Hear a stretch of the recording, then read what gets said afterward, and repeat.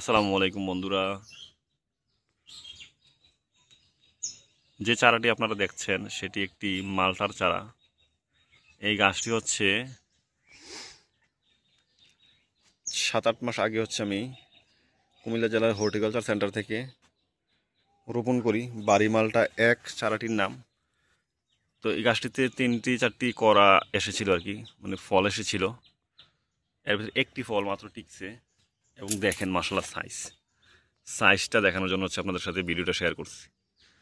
পুরো যেন একটা জাম্বুরা, ছোট জাম্বুরার মতো, মানে এত বড় সাইজ আমি আগে দেখিনি। জানি না গাছ বড় হইলে বেশি ফল ধরলে সাইজ ঠিক থাকবে কিনা। তা আপাতত দেখে মনে হচ্ছে সেই সেই রকম, খুবই দারুণ।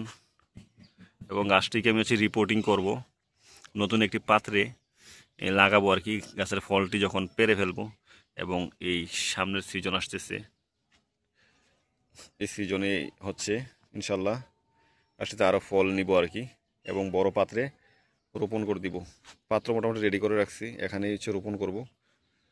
এই অবস্থা। যারা আমার চ্যানেলটি নতুন দেখছেন সবাইকে অনুরোধ করবো আমার চ্যানেলটি সাবস্ক্রাইব করবেন, ভিডিওটি লাইক দিবেন, ভিডিওটি শেয়ার করে দিবেন। যারা ছাদ বাগান ভালোবাসেন তারা আমার পাশেই থাকবেন। আসসালামু আলাইকুম।